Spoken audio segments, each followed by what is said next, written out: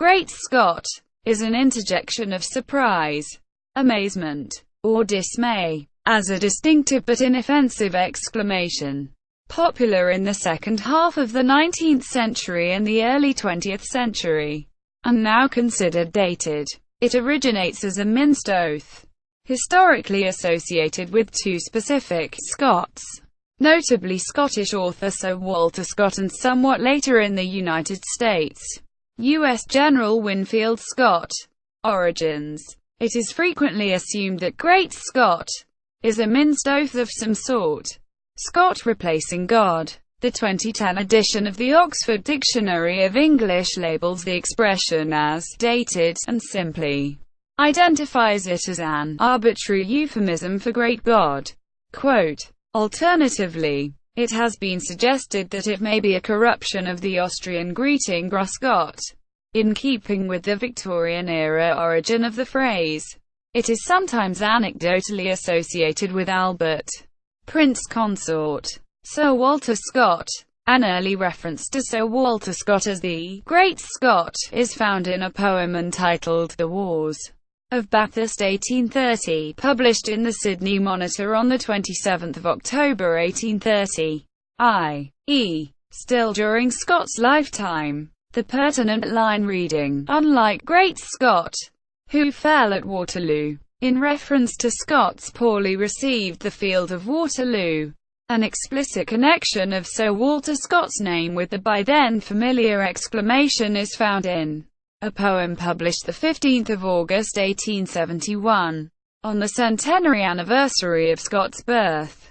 But he who fights and runs away will live to fight another day. Wake then, my muse, Australia, plume thy wings, of S***************************** warlike sons the poet sings. Shades of the Greek and Roman bards arise. Teach me to soar, in epic to the skies. As heroes live, immortalized by you, so shall my subject and my heroes too, by deeds of valor and by envied fame, their poet crown, and celebrate his name. Mount then, my Pegasus, sure, in such a cause, howe'er we trip, we must ensure applause.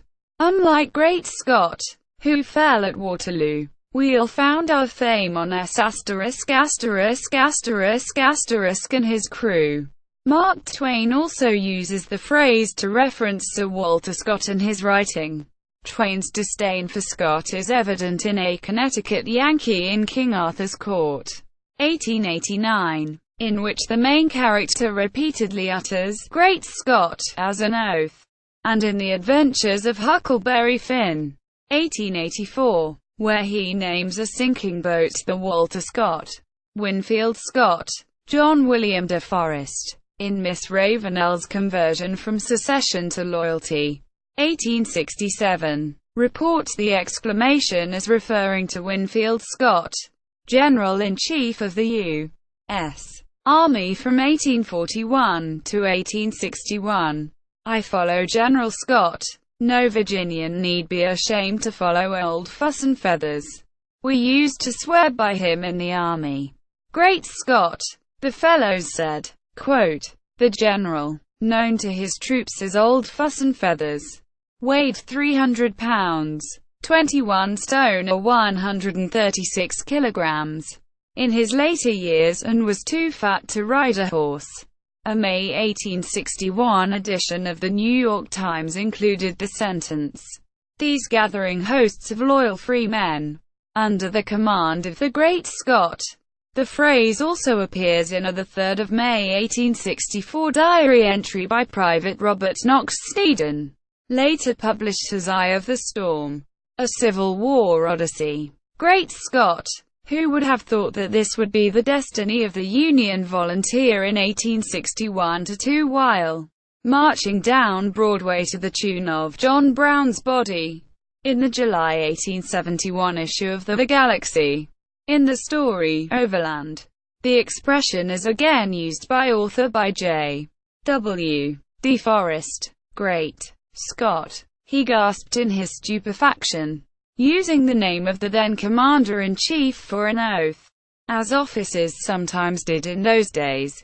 Later usage. The phrase has the ring of being somewhat dated, suggestive of the 19th century, generally an old-fashioned minced oath. 20th century publications frequently use it to suggest such a context. For example, the Rathbone Bruce Sherlock Holmes films, said by Dr. Watson. Silver Age comics, especially Superman, Mr. Wilson in the television series Dennis the Menace, the Rocky Horror Picture Show, The Lion, The Witch, and the Wardrobe. End of chapter 6. And the Back to the Future films. Dr. Emmett Brown. It was also said in A Christmas Story as Ralphie is in line to see Santa Claus, and in the episode When the Rat's Away, the Mice Will Play, from Batman 1966. Said by Adam West. Batman. Perry White. Superman used the phrase when he would get upset. Scrooge McDuck uses it in DuckTales Remastered. It is also used in The Laughing Fish, an episode of Batman, the animated series, by a one-time character voiced by George D'Souza when the Joker enters his office. The Joker, voiced by Mark Hamill, quips, "Actually, I'm Irish." Quote, in Half-Life 2, Dr. Kleiner says it when he first sees Gordon Freeman in the game. In the episode Valentine's Day, Michael Scott uses the phrase, "Great Scott," at the end of his homemade The Faces of Scranton video. Great Scott Film Industries is the name of his imaginary film company, and the logo includes a lightning bolt and a headshot of Steve Martin and Robin Williams. It is said by Doc Spencer at the end of Danny the Champion of the World, by Aunt Sponge in James and the Giant Peach, and by Miss Trunchbull in Matilda. Also used in Legends of Tomorrow by Dr. Martin Stein in Season 1 EP 7, Marooned, and in Peter Pan 2 by Captain Hook, and in Harry Potter and the Chamber of Secrets by Professor Gilderoy Lockhart. On YouTube, there is a channel called Great Scott, quote, which talks about electronics, DIY projects and more.